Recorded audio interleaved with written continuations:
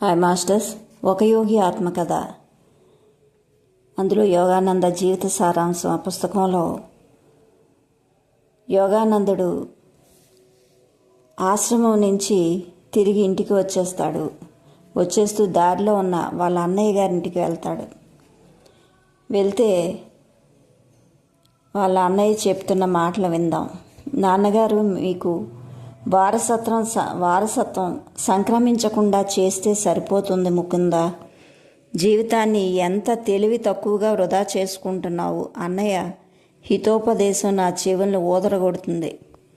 జితేంద్రుడు నేను అప్పుడే తాజాగా రైలు దిగి మాట వరుసకి ఇలా అన్నానే కానీ ఒళ్ళంతా దుమ్ము కొట్టుకుపోయి ఉన్నాం. అనంతాన్ని ఇంటికి వచ్చాం. అతను కలకత్తా నుంచి బదిలీ అయ్యి పురాతన నగరమైన ఆగ్రాకి ఈ మధ్య వచ్చాడు. అతను ప్రభుత్వం వారి పబ్లిక్ వర్క్ శాఖలో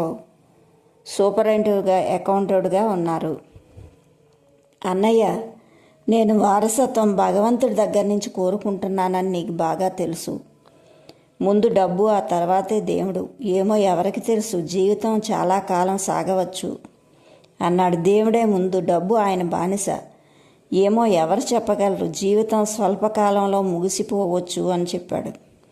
టకీమని నేను ఇచ్చిన ఎదురు జవాబు అప్పటి అవసరాన్ని బట్టి అలా వచ్చిందే కానీ జరగబోయేది ముందుగా మనసుకు తోచి అన్నది కాదు.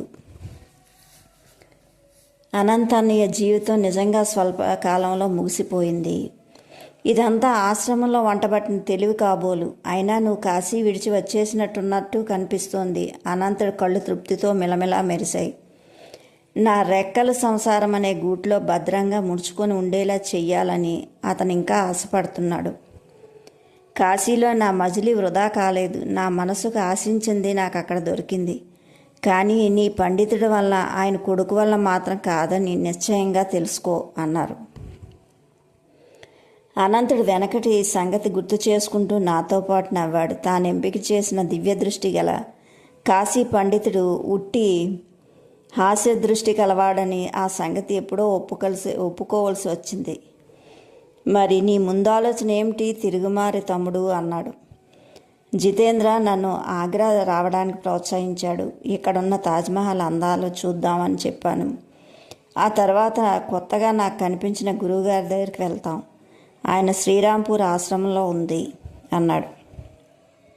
అనంతుడు మాకు సుఖంగా ఉండేలా ఆతిథ్యం ఏర్పాటు చేశారు. అతని కళ్ళు సాలోచనగా నా మీద నిలిచి ఉండడం సాయంత్రం 4 సార్లు గమనించాను. ఆ చూపు నాకు తెలుసు అనుకున్నాను. ఏదో కుట్ర పన్నడం మొదలు పెడుతున్నాడు. పొద్దుట మా పలహార సమయంలో అది బయటపడింది.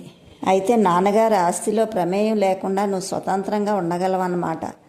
నిన్నటి సంభాషణ మళ్ళీ కొనసాగిస్తున్నప్పుడు అనంత చూపులో అమాయకత ఉంది. నేను దేవుడి మీద ఆధారపడి ఉన్నానన్న సంగతి నాకు స్పృహలో ఉంది అన్నాను. మాటలు తేలికే, జీవితం నిన్నింతవరకు కాపాడింది. నీ కూటికి గూటికి ఆ భగవంతుడు అదృశ్య హస్తం మీద ఆధారపడవలసిన పరిస్థితే వస్తే ఎంత దురదృష్టం. త్వరలోనే నువ్వు వీధుల్లో బిచ్చమెత్తుకోవాల్సి వస్తుంది అన్నాడు. అది అన్నటికీ జరగదు. దేవుణ్ణి కాదని దారిపోయే వాళ్ళ మీద విశ్వాసం ఉంచను. తన భక్తుడి కోసం ఆయన భిక్షాపాత్ర ఒక్కటే కాదు, 1000 వనరులు కల్పించగలడు అన్నాడు. కవిత్వం వెలగబెడుతున్నావే, ఒకవేళ నేను నీ డాబుసరి వేదాంతాన్ని ఈ భౌతిక ప్రపంచంలో పరీక్ష పెట్టానంటాననుకో అన్నాడు. ఒప్పుకుంటాను. దేవుడి ఆలోచన జగత్తుకే పరిమితం చేస్తావా అని. సరే చూద్దాం. నా దృక్పథాన్ని విశాలం చేయడానికి, ధృవపరచడానికి మీకు ఈవేళ అవకాశం వస్తుంది అని నాటక పక్కీలో ఒక క్షణమాగి తర్వాత మెల్లగా గంభీరంగా మాట్లాడాడు. ఈ పూట నిన్ను నీ తోటి విద్యార్థి జితేందర్ని దగ్గరలో ఉన్న బృందావనం అనే ఊరు పంపాలనుకున్నాను. మీరు ₹1 కూడా వెంట తీసుకువెళ్ళకూడదు. సరే చూద్దాం. నా దృక్పథాన్ని విశాలం చేయడానికి, ధృవపరచడానికి మీకు ఈవేళ అవకాశం వస్తుందని నాటక పక్కీలో ఒక క్షణం ఆగి తర్వాత మెల్లగా గంభీరంగా మాట్లాడాడు. ఈ పూట నిన్ను నీ తోటి విద్యార్థి జితేందర్ని దగ్గరలో ఉన్న బృందావనం అనే ఊరు పంపాలనుకుంటున్నాను. మీరు ₹1 కూడా వెంట తీసుకువెళ్ళకూడదు. అన్నం కానీ డబ్బు కానీ ఎవరిని అడుక్కోకూడదు. మీ ఇబ్బంది ఎవరికీ చెప్పకూడదు. తిండి తినకుండా ఉండకూడదు. బృందావనంలో చిక్కబడిపోను కూడదు. ఈ పరీక్షకి ఏ ఒక్క నియమం మేరకుండా మీరు కనుక ఈరోజు రాత్రి 12 గంటలలోగా ఇక్కడ బంగ్లాకి తిరిగి వస్తే నాకంటే ఆశ్చర్యపోయేవాడు ఆగ్రా మొత్తం మరొకడు ఉండడు. నీ సవాలుకు ఒప్పుకుంటున్నాను అన్నాను. నా మాటల్లో కానీ గుండెల్లో కానీ జంకన్నది ఏ కోసానా లేదు. భగవంతుడు ఇచ్చిన అప్పటికప్పుడు చూపించే కృప తాలూకా జ్ఞాపకాలు కృతజ్ఞతాభరితంగా నా మనసులో మెదిలాయి. లాహిరి మహాశైల్ చిత్రాన్ని చేసుకున్న విన్నపంతో ప్రాణాంతకమైన కలరా జబ్బు నాకు నయమవడం, లాహోర్లో ఇంటి కప్పు మీద 2 గాలిపటాలు నాకు బహుమతిగా చిక్కడం, బైరలీలో ఉన్నప్పుడు నేను నిరుత్సాహంగా ఉన్న సమయంలో సరిగ్గా సమయానికి రక్షకరేఖ దొరకడం, కాశీలో పండితుడు ఇంటి ఆవరణకు ఒక బయట సాధువు ద్వారా నిశ్చయాత్మకమైన సందేశం ఒకటి రావడం, జగన్మాత దివ్య దర్శనం, ఆవిడ ప్రియవాక్కులు, నా హై స్కూల్ డిప్లొమా సంపాదించడం, వీలుగా చివరి క్షణాలు నాకు దారి దొరకడం, జీవితం అంతా కలలు కంటున్న కళలన్నీ పొగమంచులోంచి నా గురుదేవుల దర్శన భాగ్యమనే పరమోత్కృష్టమైన వరం లభించడం, ఇవన్నీ గుర్తుకొచ్చాయి. ఈ ప్రపంచం భీకర సంగ్రామ రంగంలో నా వేదాంతం ఏ ఒక్క పోరాటాన్ని ఎదుర్కోజాలదని అన్నా ఒక్కనాటికి ఒప్పుకోను. నీ ఒప్పుదల మెచ్చుకోదగ్గది. ఇప్పుడు మిమ్మల్ని రైలు ఎక్కించడానికి వస్తానన్నాడు అనంతుడు. జితేంద్రుడు నోరు వెళ్ళబెట్టాడు. అన్నయ్య వాడి వైపు తిరిగి ఇలా అన్నాడు, నువ్వు కూడా తోడు వెళ్ళాలి. ఇందుకు సాక్షిగాను, బహుశా తోడుగా బాధలకు గురి కావడానికి అన్నాడు. తర్వాత ఒక అరగంట నాకు జితేంద్రకు ఒకవైపు ప్రయాణానికి టికెట్లు చేతికిచ్చాడు. స్టేషన్లో ఒక మూల మమ్మల్ని తనిఖీ చేసుకోవడానికి అవకాశం ఇచ్చాడు. మేము ఎక్కడా దాపరకంగా డబ్బులు తీసుకెళ్ళడం లేదని తొందరగా తృప్తి పడ్డాడు అనంతుడు. మా సాదా పంచ అవసరమైన వాటికి తప్ప మరేమీ మరుగుపరచలేదు. దేవుడి మీద విశ్వాసం డబ్బు లాంటి గంభీరమైన విషయాల మీద దాడి చేసేసరికి మా స్నేహితుడు ఆపేక్ష తెలుపుతూ ఇలా అన్నాడు, అనంత కాపుదల కోసం 1-2 రూపాయలు ఇవ్వు, నాకు దురదృష్టం ఎదురైతే అప్పుడు నీకు టెలిగ్రామ్ ఇవ్వగలుగుతాను అన్నాడు. జితేంద్ర అని చెప్పి నా నోట్లోంచి గట్టిగా కటువుగా మందలింపుగా ఒక మాట వచ్చింది. చివరి కాపుదల కోసం నువ్వేమైనా డబ్బులు తీసుకునేటట్టయితే ఈ పరీక్షకు నేను రాను అన్నాడు. డబ్బుల గలగాలలో ఏదో భరోసా ఉంది. నేను కఠినంగా హెచ్చరించేసరికి జితేంద్రుడు ఇంతకు మించి ఏమీ అనలేదు. ముకుంద, నేను హృదయం లేనివాడిని కాదు. అనంత గొంతులోని మార్ధవం చొరబడింది. అతన్ని బహుశా అంతరాత్మ మందలిస్తున్నట్టుంది. చేతిలో పైసా లేని కుర్రవాళ్ళనిద్దరినీ పరిచయం లేని పట్టణానికి పంపుతున్నందువలన కావచ్చు, మతపరంగా తనకున్న సంశయాల వల్ల అయినా కావచ్చు. అదృష్టవశాత్తు నువ్వు ఈ బృందావనంలో పరీక్షలో కనుక నెగ్గితే నన్ను నీ శిష్యుడిగా స్వీకరించమని ఉపదేశం ఇమ్మని అడుగుతాను అన్నాడు. ఆ వాగ్దానంలో ఒక అసందర్భం ఉంది. అయితే సంప్రదాయ విరుద్ధమైన సందర్భానికి తగినట్టుగానే ఉంది. పెద్దన్న చిన్నవాళ్ళకి తల వంచడం అనేది భారతీయ కుటుంబంలో అరుదు. చిన్నవాళ్ళు తండ్రి తర్వాత అంత గౌరవం విధేయత అతనికే చూపిస్తారు. కానీ నేనేమీ వ్యాఖ్యానించడానికి వ్యవధి లేదు. మా బండి బయలుదేరుతుంది. రైలు బండి మైలుకు మైలు సాగుతూ ఉంటే జితేంద్రుడు దిగులు మొహం పెట్టుకొని మాటా పలుకు లేకుండా కూర్చున్నాడు. చివరికి కదిలాడు. ముందుకు వాలి సున్నితమైన ఒక చోట బాగా నొప్పి పుట్టేలా నన్ను గిల్లాడు. భగవంతుడు మనకి తర్వాత భోజనం ఏర్పాటు చేస్తాడన్న సూచన ఏదీ నాకు కనిపించలేదన్నాడు. ఓయి అనుమాన పక్షి, నిబ్బరంగా ఉండు, దేవుడు మనతోటే పనిచేస్తున్నాడు అన్నాను. అదేదో ఆయన త్వరగా చేసేటట్టు ఏర్పాటు చేయగలవా అన్నాడు. ముందు పరిస్థితి తలుచుకునేసరికి కరకర ఆకలి వేస్తుంది. నేను కాశీ విడిచిపెట్టి వచ్చింది తాజ్ సమాధి చూడడానికే, కానీ నేను సమాధి కావడానికి కాదన్నాడు అతను. జితేంద్ర, ధైర్యం తెచ్చుకో జితేంద్ర. మొదటిసారిగా మనం బృందావనంలో దైవ సంబంధమైన అద్భుతాలు చూడనక్కర్లేదు. కృష్ణ భగవానుడి పాద స్పర్శతో పవిత్రమైన ఆ ప్రదేశంలో మనం నడవబోతున్నామన్న ఆలోచనతోనే నేను గాఢమైన ఆనందంలో మునిగి ఉన్నాను అన్నాను. మా రైలు పెట్టి తలుపు తెరుచుకుంది. 2 మగవాళ్ళు వచ్చి కూర్చున్నారు. దీని తర్వాత రైలు ఆగబోయే చోటు చివరది. అబ్బాయిలు, బృందావనంలో మీకు ఎవరైనా స్నేహితులు ఉన్నారా అని నా ఎదురు కూర్చున్న అపరిచిత వ్యక్తి మా విషయంలో ఆసక్తి తీసుకుని మమ్మల్ని ఆశ్చర్యపరిచాడు. మీకు అనవసరం అని మొరటుగా నేను కళ్ళు తిప్పేశాను. బహుశా మీరు ఆ చిత్తచూరుడి మోహంలో పడి ఇళ్ళ నుంచి పారిపోతున్నారనుకుంటాను. నా మట్టుకు నేను భక్తిభావం గలవాడినే, అంచేత మీకు భోజనము ఎండకు మలమల మాడకుండా వసతి సమకూరేటట్టు చూడడం నా అనివార్య కర్తవ్యంగా భావిస్తాను అన్నాడు అతను. వద్దండి, మమ్మల్ని వదిలేయండి, మీరు చాలా దయగలవారు, కానీ మేము ఆగమ్మ కాకులమని అనుకోవడంలో మటుకు పొరపడ్డారు అన్నాడు. అటు తర్వాత సంభాషణ ఏమీ జరగలేదు. బండి ఆడంగుకు చేరి ఆగింది. నేను జితేంద్ర ప్లాట్ఫామ్ మీద దిగేసరికి మా తోటి ప్రయాణికులు ఇద్దరూ కూడా మా 2 చేతులు పట్టుకొని గుర్రబండి దగ్గర పిలిచారు. మేము ఒక పెద్ద ఆశ్రమం ముందు దిగాం. ఆ గుర్రబండిలో ఎక్కించారు. మేము ఒక పెద్ద ఆశ్రమం ముందు బండి దిగాం. ఆశ్రమం చక్కగా తీర్చిదిద్దిన ఆవరణంతో పచ్చ చెట్ల మధ్య అలరాడుతుంది. మా ఉపకారులు ఇక్కడ వారికి తెలిసిన వాళ్ళేనని స్పష్టమైంది. చిరునవ్వులు చిందిస్తున్న కుర్రాడు ఒకడు ఏమీ వ్యాఖ్యానించకుండా మమ్మల్ని ఒక సావిటీలోకి తీసుకెళ్లాడు. కాసేపట్లో హుందా ఉట్టిపడుతున్న ఒక వృద్ధురాలు వచ్చి మమ్మల్ని కలుసుకున్నారు. గౌరీ, మా యువరాజులు రాలేకపోయారు. వారిలో ఒకరు ఆశ్రమ అతిథేయంతో అన్నారు. చివరి క్షణంలో వాళ్ళ కార్యక్రమాలు మారిపోయి అందుకెంతో విచారం వెళ్ళబుడిచాను. అయినా మేము వేరే 2 అతిథులను తీసుకొచ్చాం. మేము రైల్లో కలుసుకోగానే వీళ్ళు కృష్ణ భగవాన్ భక్తుల్లా మమ్మల్ని ఆకర్షించారు అన్నారు. వెళ్ళొస్తాం బాబు అంటూ మాకు పరిచితులైన 2 గుమ్మం వైపు నడిచారు. దైవానుగ్రహం ఉంటే మళ్ళీ కలుసుకుందాం. మీరు ఇక్కడికి రావడం చాలా సంతోషం. మాతృ సహజమైన రీతిలో గౌరీమాత చిరునవ్వు నవ్వారు. మీరు రావడానికి ఇంతకన్నా మంచి రోజు లేదు. ఈరోజు ఆశ్రమ రాజపోషకులు 2 వస్తారని ఎదురు చూస్తూ ఉన్నాం.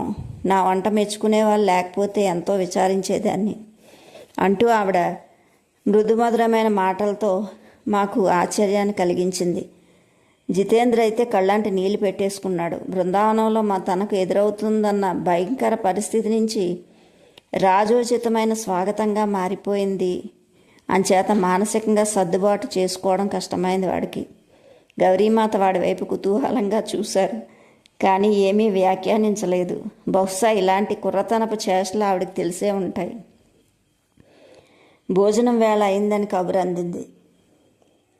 గౌరీమాత మమ్మల్ని భోజనశాలకు తీసుకువెళ్లారు. వంటకాల సువాసనతో గుమగుమలాడుతూ ఉంది అక్కడ. పక్కనున్న వంటింట్లో అదృశ్యమయ్యారు ఆవిడ. ఈ క్షణం కోసం నేను ముందు నుంచి ఎదురు చూస్తున్నాను. జితేంద్ర ఒంటి మీద సరి అయిన చోట ఒక్కటి చూసి గిల్లాను, గట్టిగా గిల్లాను. వాడు నన్ను రైల్లో గిల్లినట్టుగా. ఎంత నొప్పి పొట్టేలా గిల్లాను అంటే అంత నొప్పి పెట్టేలా గిల్లాను. ఓయి అనుమాన పక్షి, దేవుడు అన్ని ఏర్పాట్లు చేశాడు, అది తొందరగానే సుమా అని గౌరీమాత ఒక విసనగర పట్టుకొని మళ్ళీ అక్కడికి వచ్చారు. తూర్పు దేశాల వారి సాంప్రదాయ పద్ధతిలో మేము ఉన్నితో వేసిన చిత్రాసనాల మీద కూర్చొని ఉన్న తర్వాత ఆవిడ మెల్లగా విసరడం ప్రారంభించారు. ఆశ్రమ విద్యార్థులు సుమారు 30 రకాల వంటలతో అటు ఇటు తిరిగారు. దీన్ని మామూలు భోజనం అనడం కంటే మృష్టాన్న భోజనం అనడం సబు.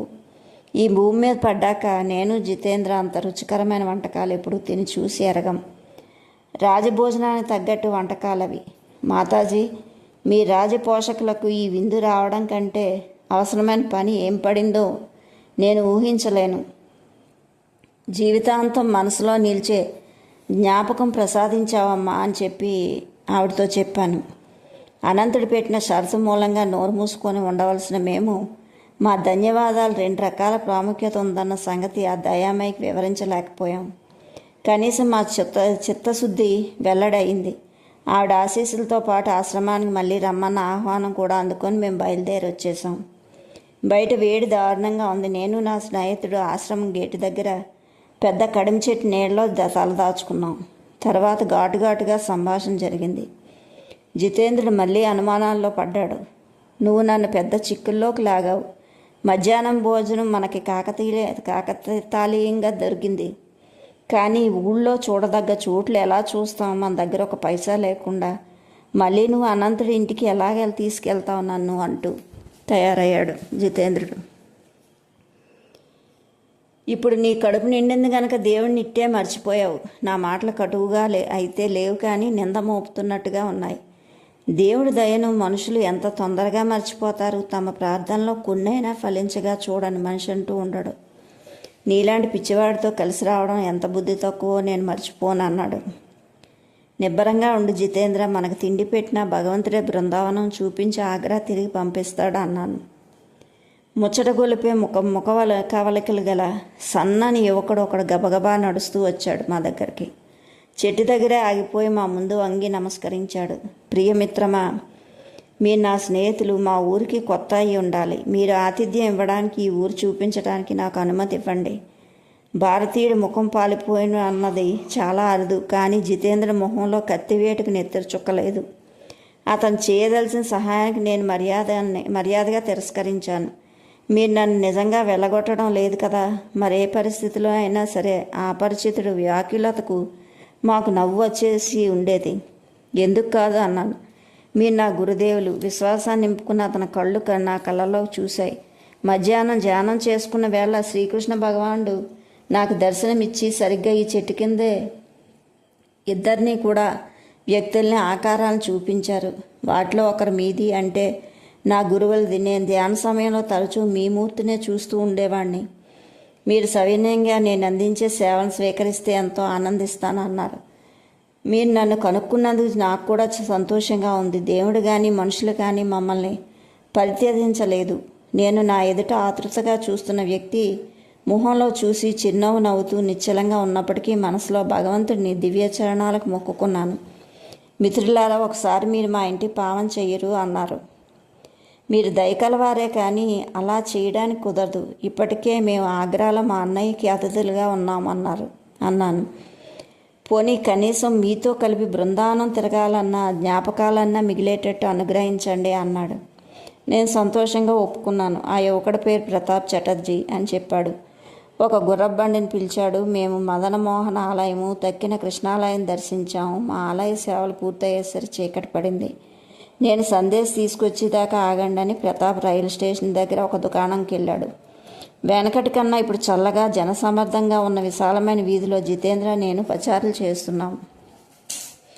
కొంచెంసేపటి దాకా మా స్నేహితుడు తిరిగి రాలేదు. చివరికి బోల్డ్ మిఠాయిలు మాకు కానుకగా తెచ్చాడు. ఈ మాత్రం పుణ్యం చేసుకోవడానికి దయతో నన్ను అనుగ్రహించండి అని కొన్ని రూపాయలు కట్ట ఆగ్రాకి అప్పుడే కొన్న 2 టికెట్లు చూపిస్తూ బతిమలాడుతూ చిరునవ్వు నవ్వాడు ప్రతాప్. నేను వాటిని తీసుకున్నాను. భగవంతుడు అదృశ్యమైన హస్తం మీద ఉన్న భక్తి ప్రవర్తలతోనే. అనంతుడు ఎంత ఎగతాళి చేసినప్పటికీ దాని ఔదార్యం అవసరాన్ని మించి ఎంతో మించిపోలేదా అని ప్రేమతో స్టేషన్ దగ్గరికి ఒక ఏకాంత ప్రదేశం చూసుకున్నాను. ప్రతాప్, మీకు క్రియాయోగం నేర్పుతాను. ఆధునిక కాలంలో అందరికన్నా మహాయోగి అనే లాహిరి మహాశైలిది. ఆయన యోగ విద్య మీకు గురువు అని చెప్పాను. ఒక అరగంటలో దీక్ష ముగిసింది. క్రియ నీకు చింతామణి అన్నాను కొత్త శిష్యుడితో. ఈ పద్ధతి సులువైందని నువ్వు గమనించే ఉంటావు. మనిషి ఆధ్యాత్మిక పరిణామాన్ని త్వరితగతం చేసే నేర్పు దీనికి ఉంది.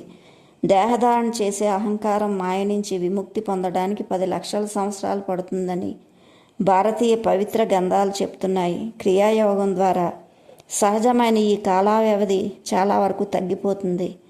జగదీష్ చంద్రబోస్ మన కళ కట్టినట్టు మొక్క పెరుగుదలను మామూలు రేటుకు మించి త్వరితగతం చేయడానికి వీలున్నట్టుగానే మనిషి మానసిక వికాసాన్ని కూడా శాస్త్రీయ సాధనల ద్వారా త్వరితం చేయవచ్చు. నీ సాధనలో నిష్టగా ఉండు. గురువులందరికీ గురువైన వాడిని చేరుతావు నువ్వు. ఎంతో కాలం నేను వెతుకుతున్న యోగ ప్రక్రియను కనుక్కోవడానికి నన్ను ఇక్కడ పంపించినట్టున్నారు అన్నాడు ప్రతాప్ ఆలోచనగా. ఈ ప్రక్రియ ఇంద్రియ బంధాల నుంచి నాకు విముక్తి కలిగించి ఉచ్చస్థితిలోకి తీసుకువెళ్తుంది. ఈనాడు శ్రీకృష్ణ భగవానుడు దర్శనం కావడం నాకు అన్నిటికంటే గొప్ప మేలైందని అన్నాడు ప్రతాప్. మేము కొంతసేపు మౌనంగా అవగాహన చేసుకుంటూ కూర్చున్నాం. తర్వాత స్టేషన్కి వెళ్ళాం. రైలు ఎక్కుతూ ఉండగా నాకు ఎంతో ఆనందం కలిగింది. కానీ జితేంద్రుడికి ఈరోజు కన్నీళ్ళ రోజు. ప్రతాప్ నేను ఆప్యాయంగా వీడ్కోలు చెబుతూ ఉండగా నా మిత్రులిద్దరి మధ్య ఎక్కే ఏడుపులు వచ్చాయి. ఈ ప్రయాణంలో మళ్ళీ మరోసారి జితేంద్రుడు దుఃఖంతో మునిగిపోయాడు. ఈసారి తన కోసం కాదు, తన పరిస్థితి గురించి. భగవంతుడి మీద నా విశ్వాసానికి గాఢత లేకుండా ఎంత పై ఉందో నా గుండె బండబారిపోయింది. ఇక ముందెప్పుడు దేవుడి రక్షణ శంకించనని. అర్ధరాత్రి కావాల్సి వస్తుంది. చేతిలో పైసా లేకుండా వెళ్ళిన ఇద్దరూ అనంతుడి పడగదిలో ప్రవేశించారు. తను తేలిగ్గా ఊహించి ఉన్నందువల్ల అప్పుడు అతని మొహంలో కనిపించిన ఆశ్చర్యం చూసి తీరాల్సిందే. నేను మాట్లాడకుండా బల్ల మీద రూపాయి కాగితాలు కురిపించాను. జితేంద్ర, నిజం చెప్పు. అనంతుడి గొంతులో వేళాకాలం ఉంది. ఈ కుర్రవాడు ఎక్కడా దారిదోపిడీ దిగలేదు కదా అని. కానీ కథ అంతా విన్న కొద్దీ మా అన్నయ్య శాంతపడుతూ తర్వాత గాంభీర్యం వహించాడు. అవసరాన్ని బట్టి లబ్ధి ఉంటుందనే సూత్రం నేను అనుకున్న సూక్ష్మమైన స్తరాల్లో కూడా పనిచేస్తుంది. ఇంతకు ముందెన్నడూ పొడగట్టని ఆధ్యాత్మిక ఉత్సాహంతో ఉన్నాడు అనంతన్య. ప్రాపంచికమైన ధన సంపదల కన్నా అసభ్యకరంగా కూడబెట్టాలన్న నీకుండే ఉపేక్షాభావం మొదటిసారిగా నాకు ఇప్పుడు అర్థమైంది అన్నాను. ఇంత అపరాత్రి వేళ కూడా అప్పటికప్పుడు తన క్రియాయోగ దీక్ష ఇమ్మని మా అన్నయ్య పట్టుపట్టాడు. గురుముకుందుడు ఒకే రాత్రి 2 అయాచిత శిష్యుల బాధ్యత వహించవలసి వచ్చింది. ఓకే మాస్టర్స్, ఈ విధంగా అక్కడ అన్నయ్య చేసిన ఛాలెంజ్కి చక్కగా ఎదుర్కొన్నాడు. భగవంతుడి దర్శనాన్ని తీసుకున్నాడు. Okay masters, thank you. Share, subscribe, like. Thank you.